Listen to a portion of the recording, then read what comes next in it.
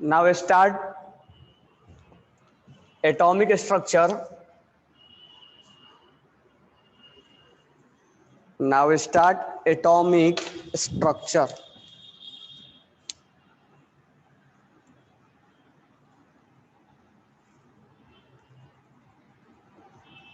तो last time हम बात कर रहे थे रेडियस का, बोहर रेडियस के बारे में हम बात कर रहे थे। तो एक बार नोटबुक में चेक करो क्या क्या बताया था।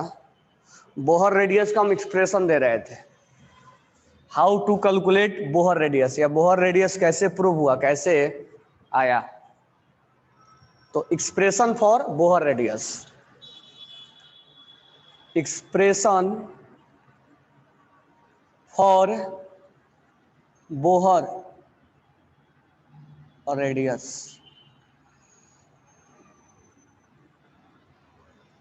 Expression for Bohr radius.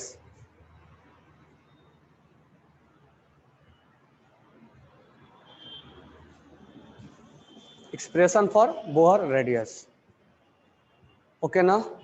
तो ध्यान से सुनना, उसके पहले वाला सारे बातें हमने बता दिया था। बोहर रेडियस, बोहर ने जो एक्सपेरिमेंट किया था वो किस पे किया था? Hydrogen,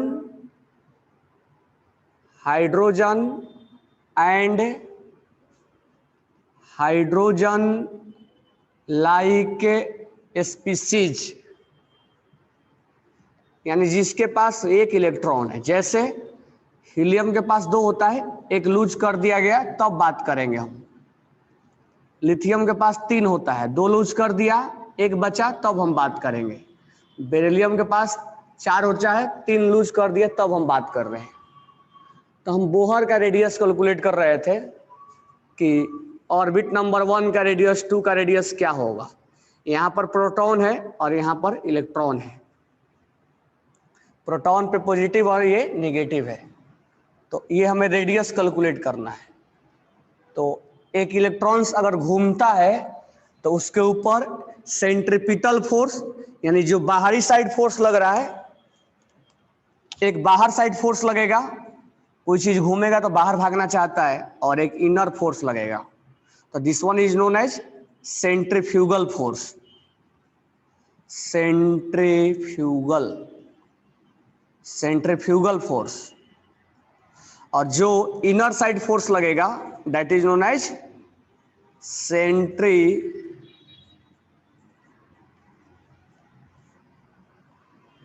force. तो कोई इलेक्ट्रॉन्स घूमते घूमते, स्प्रिंग बनाते बनाते अपने पाथ में इसलिए नहीं गिरता है क्योंकि सेंट्रीपिटल और सेंट्रीफ्यूगल क्या होता है, दोनों ही बैलेंस होते हैं। दोनों ही क्या होता है? बैलेंस होता है। समझ में आ गया ना? दोनों ही क्या होगा? बैलेंस होगा। मान लो ये है, ये मान लो एक रोप है। अब इस रोप को हमने बांध दिया और इसको हम कंटिन्यू घुमा रहे हैं ऐसे ऐसे। तो घुमाएंगे तो छोड़ेंगे तो कहाँ भागेगा? बाहर की तरफ भागेगा। ये ऐसे घुमा रहे हैं हम कंटिन्यू सर्कुलर मोशन में, छोड़ेंगे तो कहाँ भागेगा? तुरंत भाग, आउटर साइड भागना चाहेगा। लेकिन जो हम घुमा रहे हैं तो इसके बीच में हम इस रोप के द्वारा हम अंदर की तरफ खींच रहे हैं, यानी एक इनर भी फोर्स लग रहा है जो इसको घुमा रहे हैं। तो एक इनर भी फोर्स लग रहा है, ये वाला फोर्स जो हम हाथ से बांध के घुमा रहे हैं, तो ये इनर फोर्स है। ठीक है, छोड़ेंगे तो बाहर भागना चाहेगा। तो इनर फोर्स इसके टेंशन के वजह से लग रहा है, जो अंदर की तरफ इसको हम खींच रहे हैं। और जब ऐसे हम छोड़ेंगे तो बाहर भागेगा, तो यानी बाहर की तरफ भी फोर्स लगेगा। जब तक दोनों बैलेंस है तब तक ये पाथ पे घूमता रहेगा। जब डिसबैलेंस हो जाएगा तुरंत गिर जाएगा ये। यानी सेम यही बात इलेक्ट्रॉन्स पे भी फॉलो हो रहा था कि इलेक्ट्रॉन्स पे सेंट्रीफ्यूगल लग रहा था और सेंट्रीपिटल लग रहा था। जब तक दोनों बैलेंस था तब तक इलेक्ट्रॉन्स अपने पाथ में घूम रहा था, यानी सेंट्रीपिटल इक्वल टू सेंट्रीफ्यूगल, और ये कंटिन्यू बैलेंस होता है।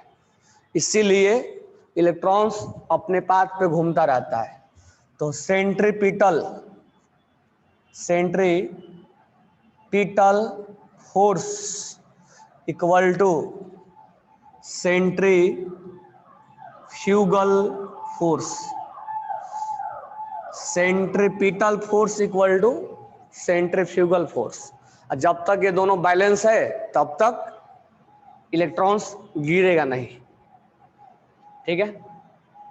अब सेंट्रीपिटल फोर्स को जो इनर की तरह लग रहा था, तो जो हमने यहां पर बात कर रहे थे हम इसमें कि इसमें अंदर की तरफ कौन लगा रहा है फोर्स, तो अंदर की तरफ ये रोप लगा रहा है और बाहर छोड़ रहे हैं तो बाहर जाना चाहता है, तो बाहर की तरफ बाय डिफॉल्ट घूमते घूमते बाहर लग रहा है।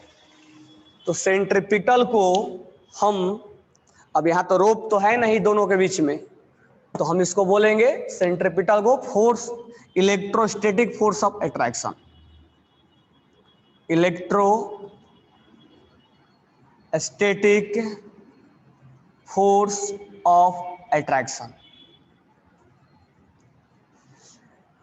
ठीक है। फिजिक्स के लैंग्वेज में हम बोलेंगे इसको। दो चार्ज के बीच में लगने वाला फोर्स को हम इलेक्ट्रोस्टैटिक फोर्स ऑफ अट्रैक्शन के नाम से जानते हैं, या हम इसको फिजिक्स में पढ़ोगे अभी आके 11th क्लास में, कूलम्बिक फोर्स, इसको हम कूलम्बिक फोर्स के नाम से जानते हैं। This one is known as coulombic force.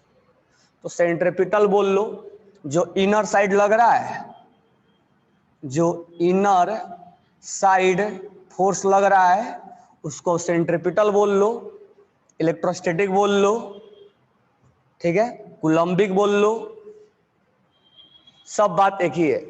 और इस फोर्स का जो वैल्यू होता है वो होता है के बोले तो कांस्टेंट, Q1 बोले तो चार्ज ऑन, मतलब amount of charge on particle 1, Q2 charge 2 upon r², दोनों का बीच का डिस्टेंस। तो हम यहां पर मान लेते हैं कि जो प्रोटॉन पे चार्ज होगा वो Q1 होगा, जो इलेक्ट्रॉन पे चार्ज होगा वो Q2 होगा। तो Q1 प्रोटॉन पे चार्ज और Q2 इलेक्ट्रॉन पे चार्ज, दोनों के बीच का डिस्टेंस को हमने r मान लिया है, तो दिस वन इज r। और k क्या है, k जो है वो कांस्टेंट है।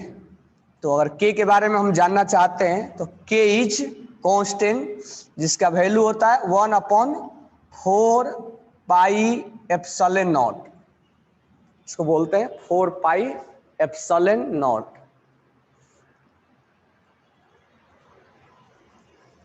4πε0, और जिसका वैल्यू होता है 9 × 10⁹, 9 × 10⁹। तो ये है कूलम्बिक फोर्स, ठीक है। तो कूलम्बिक फोर्स को हम सेंट्रीपिटल के नाम से जानते हैं, और कूलम्बिक फोर्स का वैल्यू क्या होगा, Q1 Q2 upon r²। Centrifugal force जो बाहर की तरफ लगता है उसका जो वैल्यू होता है वो होता है mv²/r।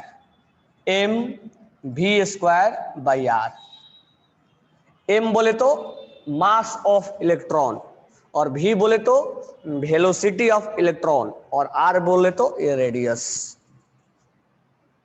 तो mv²। यहां तक सारे पॉइंट क्लियर हो गए।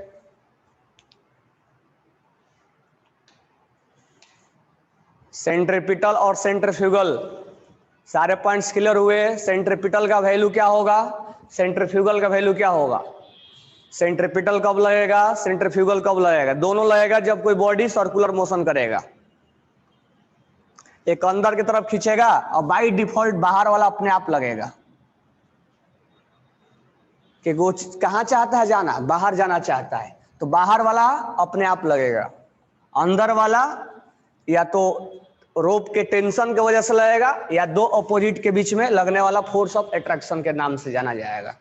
तो यहाँ तो रोप नहीं है ना कि हम बांध के उसको नचा रहे हैं, यहाँ हम नचाना नहीं है, ये अपने आप नाचेगा। तो यहाँ प्लस और माइनस के बीच में अट्रैक्शन है, that is known as coulombic force.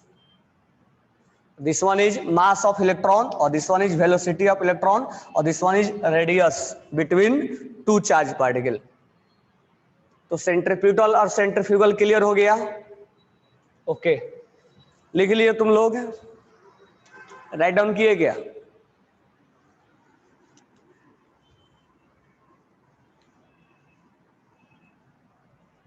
सबने लिख लिया ना? चलो तो थोड़ा सा हम बात कर लेते हैं। लास्ट क्लास में हमने यही बात किया था कूलम्बिक फोर्स के बारे में निकालने के लिए। अच्छा, मेरे को ये वैल्यू लिखने के पहले मुझे ये बताओ कि अगर एक प्रोटॉन है तो चार्ज कितना होगा? एक प्रोटॉन पे चार्ज कितना होता है? What is value of charge on one proton? +1 coulomb. Coulomb में कितना होगा?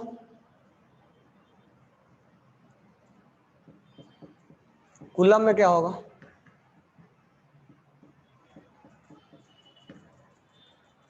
कूलम में फोर्स बताओ, इसीलिए कूलम्बिक फोर्स के नाम से जाना जाता है। कूलम में फोर्स बताओ।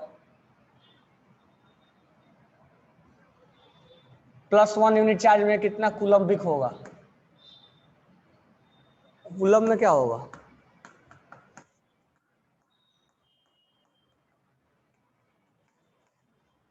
How much charge on proton in coulomb?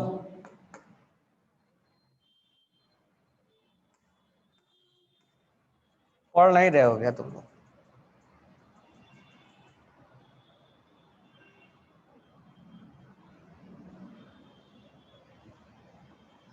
One 1.6 into 10⁻19। तो 1 इंटू 1.6 इंटू 10⁻19। अगर दो प्रोटॉन रहा तो सेंटर में 2 इंटू 1.6 इंटू 10⁻19। तीन प्रोटॉन रहा तो 3 इंटू 1.6 इंटू 10⁻19। चार प्रोटॉन रहा तो 4 इंटू 1.6 इंटू 10⁻19। हम ये इसलिए बोल रहे हैं क्योंकि हाइड्रोजन के अलावा हीलियम प्लस है, लिथियम +2 है। ठीक है, अब हम एक कॉमन टाइप के लिए बातें करेंगे। तो मान लो चार प्रोटॉन नहीं, जेड है, एटॉमिक नंबर जितना रहेगा उतना ही प्रोटॉन होगा। तो हम प्रोटॉन नहीं लिख के जेड लिख दे, 1 2 3 नहीं लिख के मैं जेड लिख दे रहा हूं, क्योंकि जितना प्रोटॉन होगा, सॉरी जितना एटॉमिक नंबर होगा उतना ही प्रोटॉन होगा, ऑब्वियस सी बात है। तो यहां पर मैं 1 2 3 4 नहीं लिख के जेड पी लिख दे रहा हूं। तो कितना चार्ज होगा? तो इसके जगह पे जेड हो जाएगा और इसके जगह पे क्या हो जाएगा? 1.6 इंटू 10⁻19 हो जाएगा ना? अब यही चार्ज इलेक्ट्रॉन पे भी होता है, इलेक्ट्रॉन पे भी यही चार्ज होता है, बस डिफरेंस इतना ही है कि निगेटिव होता है। तो हम यहाँ बात करेंगे मैग्नीट्यूड वाइज, साइन वाइज बात नहीं करेंगे। तो हम क्यों ना जेड को बार बार ये लिखने के बजाय मैं इलेक्ट्रॉन लिख दूं, जेड ई लिख दूं। तो याद रखना कि अगर मैं हर बार Q1 के जगह पे मैं जेड ई लिखा करूंगा, यानी हमें यहां नहीं मालूम है कितना प्रोटॉन है, तो हम मान लेते हैं जेड पी प्रोटॉन है। और जेड पी प्रोटॉन पे चार्ज कितना मैं लिखूंगा? Q1 का वैल्यू मैं लिखूंगा, वैल्यू ऑफ Q1 इज, मैं लिखूंगा जेड इंटू ई। इसमें किसी को कोई प्रॉब्लम कि Q1 का वैल्यू मैंने जेड ई क्यों लिख दिया? ये कहां से आ गया जेड ई? जेड बोले तो किसी एटम के लिए बात करेंगे हम, तो आगे हम बात कर रहे हैं। तो Q1, क्योंकि हमें जेड नहीं मालूम है ना, कि हम अब ये नहीं है कि केवल हम हाइड्रोजन के लिए निकाल रहे हैं, अगर दूसरा भी एटम के लिए बोला जाए तो हम उसके लिए तो Q1 के लिए वैल्यू हम जेड बोलेंगे। और यहाँ Q2 का वैल्यू एक इलेक्ट्रॉन पे चार्ज, एक इलेक्ट्रॉन का चार्ज पकड़ना है। ये मत सोचना कि 10 इलेक्ट्रॉन का चार्ज निकालना, नहीं, हमें चार्ज फोर्स ऑफ अट्रैक्शन पर इलेक्ट्रॉन निकाला जाता है, एक इलेक्ट्रॉन पे चेक किया जाता है। 10 प्रोटॉन पे होता है लेकिन एक इलेक्ट्रॉन्स पे निकाला जाता है। लास्ट टाइम शायद समझाया भी था तुम लोगों। तो मैं क्यों ना इसको फोर्स ऑफ अट्रैक्शन को के Q1 के जगह पे जेड ई लिख दूं, और Q2 बोले तो चार्ज ऑन इलेक्ट्रॉन अपॉन दोनों का बीच का डिस्टेंस r²। तो फोर्स ऑफ अट्रैक्शन का वैल्यू लिख लेना, जिसको हम बोल सकते हैं kZe²/r²। तो कुल मिला के हमारा अभी तक दो चीजें क्लियर हुआ। एक तो सेंट्रीपिटल फोर्स जिसको हम फोर्स ऑफ अट्रैक्शन के नाम से जानते हैं, कूलम्बिक फोर्स के नाम से जानते हैं, और उसका value K Q1 Q2 upon R square होता है। Q1 Q2 चार्ज है, प्रोटॉन और इलेक्ट्रॉन का चार्ज है। K का वैल्यू 1/4 पाई एप्सिलॉन नॉट होता है, 9 × 10⁹ होता है। ठीक है, फोर्स ऑफ अट्रैक्शन में Q1 और Q2 का हमने वैल्यू रखने की कोशिश किया। Q1 के जगह पे हमने मान लिया ZE है, माना नहीं है, अभी बताया कैसे आया था। और यहाँ पे मान लिया हमने एक इलेक्ट्रॉन्स का चार्ज निकाल रहे हैं, तो ये मल्टीप्लाई कर देंगे तो ये हो जाएगा KZE² और डिवाइड बाई R। तो हमारा कूलम सेंट्रीपिटल फोर्स निकल गया, यानी ये वैल्यू निकल गया। इसका तो एक ही वैल्यू होता है, सेंट्रीफ्यूगल फोर्स का वैल्यू एक ही होता है, mv²/r। ठीक है, तो हम यहाँ पर ये हमने बातें कर ली। अब सेंट्रीपिटल ये सब राइट डाउन कर लियो ना, इसको डस्टिंग करेंगे हम। तो हमारा मेरा मेन टारगेट रहेगा सेंट्रीपिटल और सेंट्रीफ्यूगल को बराबर करना। तो सेंट्रीपिटल को मैं डायरेक्ट लिख रहा हूँ KZE²/r²। R क्या है? डिस्टेंस बिटवीन प्रोटॉन, सेंटर से रेडियस, मतलब रेडियस है, equal to m mass of electron v, कितने स्पीड से वो दौड़ रहा है, मतलब रिवॉल्व कर रहा है, mv²/r। वही r ये है। तो हमने इसको इक्वेशन नंबर, इसको मान लेते हैं इक्वेशन नंबर 1 है, लिख लेना वहां इक्वेशन नंबर 1, और this one is equation number 2। हमने इक्वेशन नंबर 1 को और इक्वेशन नंबर 2 को इक्वेट कर दिया, क्योंकि दोनों सेंट्रीपिटल फोर्स और सेंट्रीफ्यूगल फोर्स बराबर होंगे। तो हमने क्या किया, सेंट्रीपिटल फोर्स और सेंट्रीफ्यूगल फोर्स को बराबर कर दिया। यही बातें रदरफोर्ड से पूछा जा रहा था, उसको नहीं आ रहा था ना। जब उससे पूछा जा रहा था तो इधर उधर देखने लग जा रहा था, जैसे कोई चीज तुमसे पूछा जाता है, हालांकि तुम तो बता देते हो, तो मान के चलते हैं कि रदरफोर्ड से भी आगे नहीं बोलेंगे। चलो, तो यहाँ पर 1 और 2 को हमने बराबर कर दिया। अब जब बराबर कर दिए तो थोड़ा सा और इसका काम तमाम करते हैं, इसको यहाँ से ये कैंसिल मारते हैं। ठीक है, तो यहाँ हो गया KZE²/r equal to this one is mv²। अच्छा, अब थोड़ा सा इसमें हम जज करते हैं। K का वैल्यू तो हमें मालूम है, Z जिसके लिए पूछेगा, हीलियम प्लस के लिए पूछेगा तो हीलियम प्लस का जवाब देंगे। चार्ज तो हमें मालूम ही है, मास ऑफ इलेक्ट्रॉन तो हमें मालूम ही है। अब बात रहा कि वेलोसिटी नहीं मालूम है और रेडियस नहीं मालूम है। हमारे के लिए दो अननोन हो गया, दो क्वेश्चन मार्क्स लग गए वेलोसिटी पर और रेडियस पे। इसलिए दोनों का डेरिवेशन बोर ने एक ही जैसा करके दिया था। अब क्या होगा, अब हमें रेडियस निकालना है तो वेलोसिटी को इलिमिनेट करना होगा। तो इलिमिनेट करने के लिए एक नया फॉर्मूला लेके आया गया, वही वाला। तो टू इलिमिनेट वेलोसिटी, ध्यान रखना। इसी तरह से वेलोसिटी भी निकालने का डेरिवेशन होता है, वहां पर आर को इलिमिनेट किया जाता है और तरीका यही होगा। अब हमें वेलोसिटी को इलिमिनेट करना है तो हमारे पास तरीका क्या है, तो angular momentum mvr equal to क्या होता है, बोलो। एंगुलर मोमेंटम याद है कि भूल गए? Angular momentum of electron, angular momentum of electron equal to mvr equal to क्या होता है,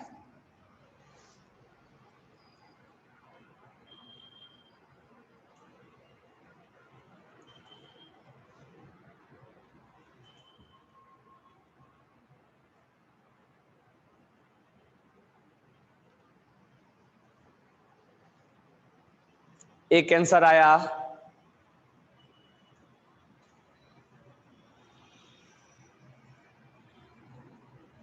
एंगुलर मोमेंटम तो लोगों को पढ़ाया हूं ना मैं, जाके बोर का पोस्टुलेट में पढ़ो। बोर के जब पोस्टुलेट लिखवाया था उसमें एंगुलर मोमेंटम ये नहीं आया तो फिर बोर के पोस्टुलेट जानने के क्या फायदे? फिर तो वही काम करेंगे ना कि रस्सी बांध के घुमाते रहेंगे हम। बोर के पोस्टुलेट में जाके देखो कि एंगुलर मोमेंटम क्या लिखवाया था। What is the value of angular momentum?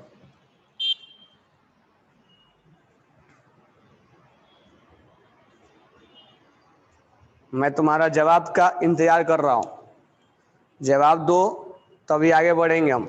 तुम सर्च मारो, खोज के लाओ, नहीं आता है तब बोलो, ये नहीं कि तुरंत एक ही स्टेप में हाथ उठा दिए सर नहीं।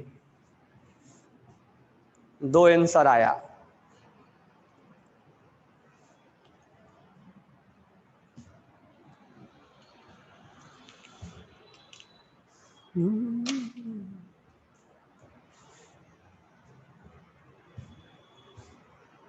चलो तो पहले एंगुलर मोमेंटम के बारे में बता दे रहा हूं, ध्यान से सुनो। जब कोई बॉडी एक लिनियर मोशन करता है और उसका मास m है और उसका वेलोसिटी v है तो मोमेंटम क्या होता है? मोमेंटम p का वैल्यू क्या होता है? मोमेंटम इक्वल टू क्या होता है? mv। Momentum equal to mv, mass into velocity. तो ये लीनियर मोशन है। कौन सा मोशन है? लीनियर मोशन है। अब तुम सर्कस वगैरह में देखे होगे कि वो मौत के कुआं में ऐसे ऐसे वो इसके वाल पर वो साइकिलिंग बाइक चला लेता है, उसमें सेंट्रीपिटल और सेंट्रीफ्यूगल ही लगता है ना।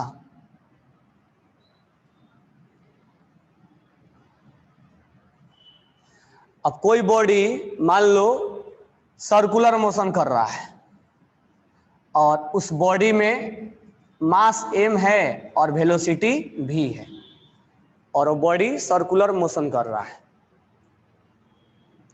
तो इस केस में हम मोमेंटम नहीं बोलते हैं, मतलब मोमेंटम ही बोलते हैं, उसको एक और वर्ड यूज कर लेते हैं, एंगुलर मोमेंटम। एंगल से momentum, angular momentum, angular momentum, angular momentum. तो अगर body, if body will be motion in linear motion then it is known as momentum, which value is mass into velocity.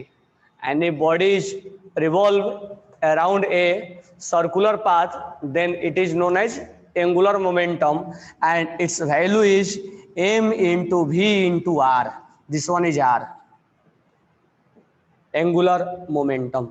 वही मैं लिखा हूं m into v, this one is m into V is linear momentum. r से multiply कर देने से angular momentum बन जाता है, यानी वो बात इंडिकेट कर दिया कि वो एंगुलर मोमेंटम है। अब इलेक्ट्रॉन जो है वो सर्कुलर पाथ पे घूम रहा था तो हम इस मोमेंटम के बारे में बात नहीं करेंगे, हम इस मोमेंटम के बारे में बात करेंगे, क्योंकि इलेक्ट्रॉन जो है वो कैसे घूम रहा है? सर्कुलर पाथ पे घूम रहा है, सर्कुलर पाथ पे घूम रहा है ये।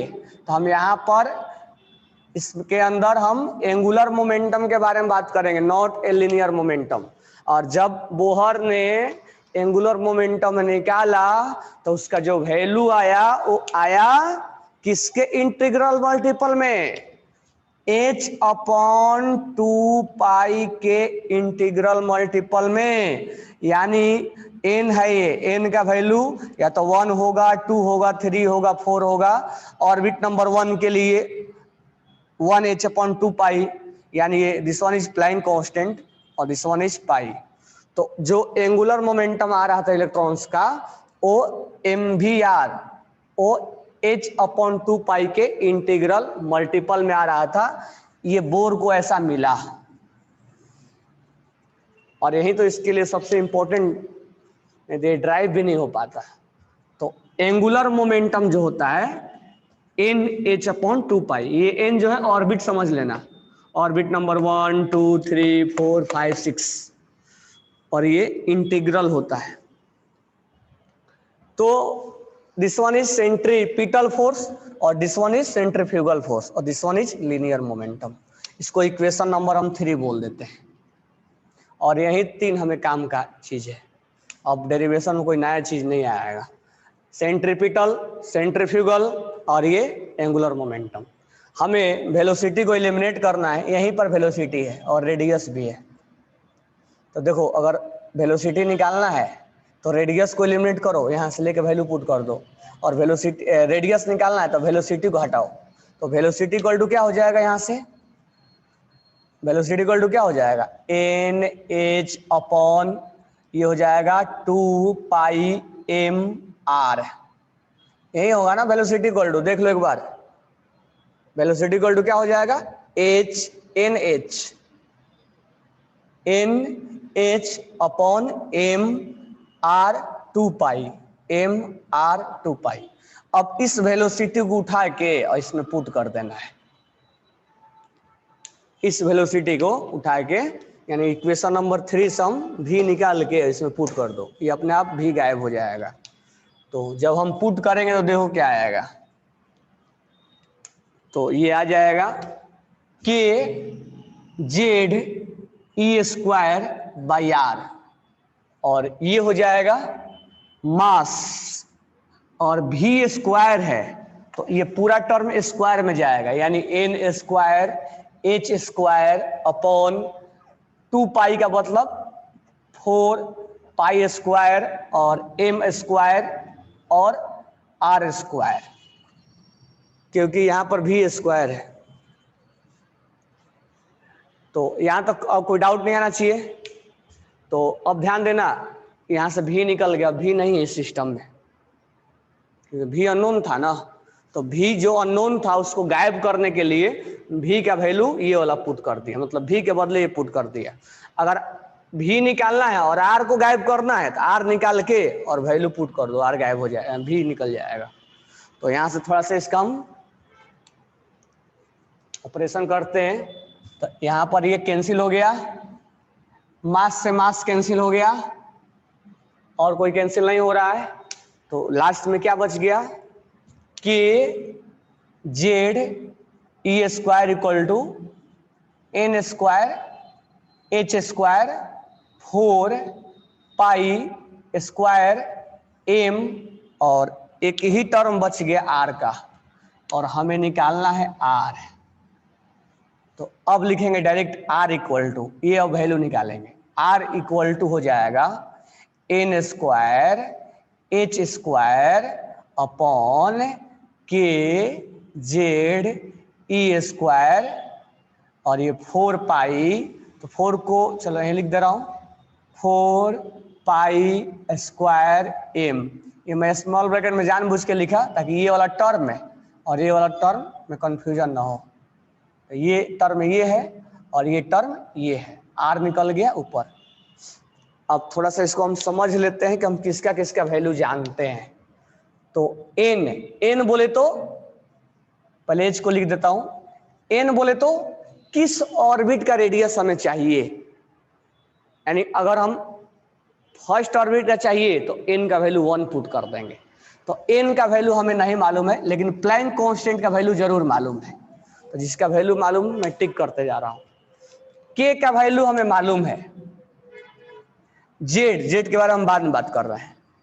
ई स्क्वायर चार्ज के वैल्यू मालूम है, 4 को मैं पहले लिख रहा हूं, इसका वैल्यू मालूम है। पाई स्क्वायर इसका भी वैल्यू मालूम है। मास ऑफ इलेक्ट्रॉन ये भी मालूम है। अब बात करेंगे हम जेड, तो हमें जेड का वैल्यू नहीं मालूम है। जेड बोले तो किस एटम के लिए पूछा जाए वो हमें वैल्यू नहीं मालूम है। तो कुल मिला के हमें सबका वैल्यू मालूम है, इसको छोड़ के। क्या क्या, एच का वैल्यू होता है 6.6 इंटू 10⁻31 जूल सेकेंड, और के का वैल्यू होता है 9 इंटू 10⁻9, और ई का जो चार्ज होता है 1.6 इंटू 10⁻19। पाई का तो तुम वैल्यू जानते ही हो, और मास ऑफ इलेक्ट्रॉन होता है 9.1 इंटू 10⁻31 kg। हम इनका वैल्यू इसमें पुट कर देंगे और पुट करने के बाद सब जब कैलकुलेट करेंगे, हालांकि तुम ट्राई मत करना, तो ये आएगा 0.529 आता है। जब मतलब सबका वैल्यू पुट कर दिया जाएगा तो ये आता है 0.592 और एक फाइनल फार्मूला बन जाता है R equal to, after putting the value R equal to हो जाता है 0.529 इंटू n²/z। बुक में कभी कभी z नहीं लिखा रहता है क्योंकि z हाइड्रोजन के लिए मानता है, लेकिन हमें लिखना पड़ेगा क्योंकि हीलियम के लिए पूछे। तो ये जो वैल्यू आता है वो आता है एंगस्ट्रॉम में। तो हमने रेडियस का डेरिवेशन देख लिया, यही रेडियस का डेरिवेशन है और रेडियस का डेरिवेशन में n जो है वो डायरेक्टली प्रोपोर्शनल है और z जो है वो इनवर्सली प्रोपोर्शनल है। यानी z बढ़ेगा तो रेडियस घटेगा, और पीरियोडिक टेबल में पढ़े थे ऑर्बिट बढ़ेगा तो रेडियस बढ़ेगा। तो n क्या है? ऑर्बिट की संख्या। किस ऑर्बिट के लिए पूछा जा रहा है? किस एटम के लिए पूछा जा रहा है? तो n जो है वो ऑर्बिट की संख्या, मतलब ऑर्बिट नंबर 1 के लिए बोल लो, ऑर्बिट नंबर 2 के लिए बोल लो, हीलियम के लिए बोल रहे हो तो this one is orbit number. तो इन सब का वैल्यू पुट कर दिया जाएगा तो ये 0.59।